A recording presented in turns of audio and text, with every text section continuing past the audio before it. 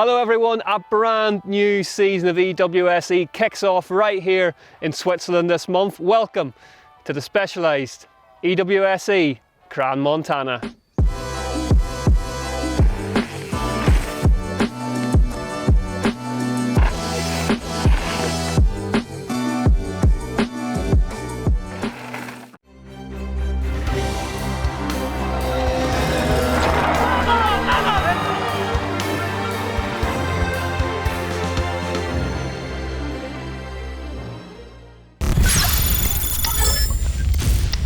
Yes, not only are we kicking off a brand new season of EWS-E racing, but we are also kicking it off in a brand new venue.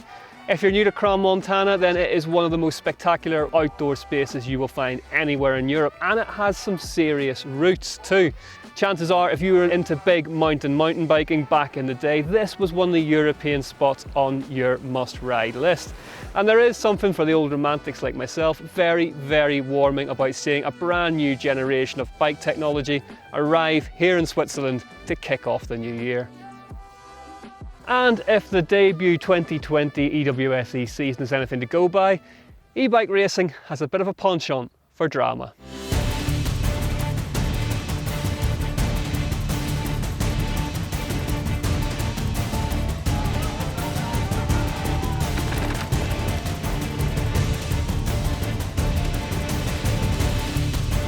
I love that kind of feeling like you're kind of having to navigate up and down really, and I think the e-bike allows us to go different places where it would be just unbearable on a normal bike.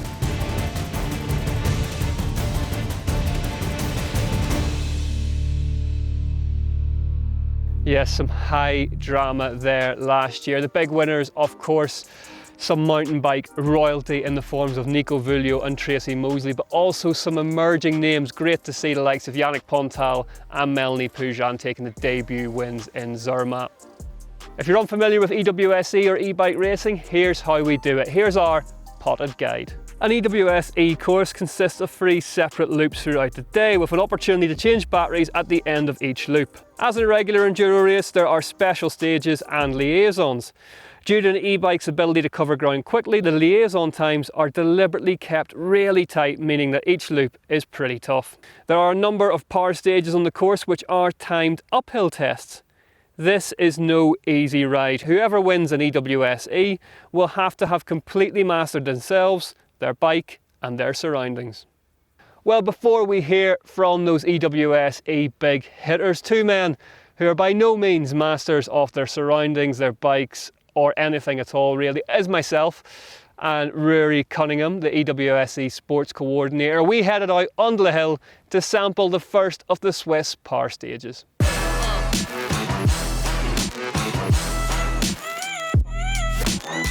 So we are at the base of the power stage, and this will be the first stage out of the blocks for the racers in this year's EWS-E. And as you can see behind me, it's uphill all the way. Now normally I have Rory Cunningham to help guide me up these things, but sadly he's busy. So it's up to me to take it on by myself. I'm confident I've got this one, got to believe. Here we go then. I am a strong, confident, technically gifted e-biker. Ah! I'm not. Oh.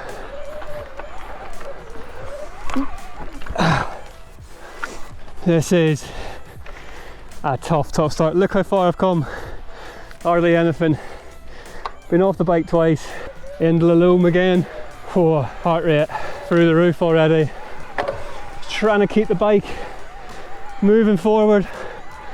Trying to keep it in its torque band with the front wheel on the ground. So tough. Oh. Nearly lost my foot there. One last punch. This is gonna get. Ah! Oh, that's impossible. Look at this stuff. It's just bone dry loam. There's no grip on it whatsoever. I'll have to get a Sherpa or something to get up here. Right, up this last turn. Oh, up to the finish. Such a difficult power stage. We've had a few different takes on it but that's definitely the widest and with the least amount of grip. The only good news is if you make a bigger meal of that as I did, you've got plenty more stages afterwards to try and make it all back up again. I'll go for a lie down and a cry.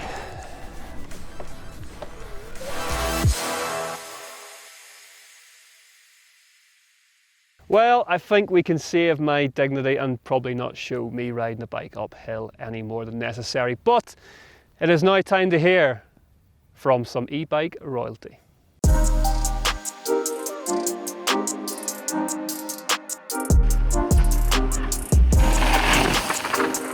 Yeah, really happy to already start the season in EWS-E.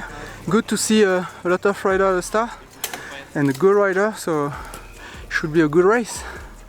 Still battling a bit of a shoulder injury, just making a few little modifications to the bike to sort of make it a bit easier on my upper body, but you know, racing's a different story and you get that bit of sort of adrenaline. At the end of the day, it's still like a learning experience. First ever e-bike race. New Yeti e-bike obviously, so we've gone up a little bit and like up at trying the 180mm fork and a few little things like that, but a little concerned about this power stage because I don't see myself as being very good at the moment on technical uphills, so, but we'll see how we go. I've done a few races in the summer, just more like the multi-day kind of big marathon XC type stuff, so quite a bit of time just riding it, but not kind of doing the intense downhill side of it, so that's the bit I kind of miss as well, that adrenaline, so looking forward to that. And yeah, it's just great to be back racing and having a kind of condensed season. It's actually quite fun just to get it all happening now. See, at the end of the day, I mean, I'm here to race myself and have fun and enjoy it. Whoever's here, I'll be racing them, so good luck to everyone, whoever's here.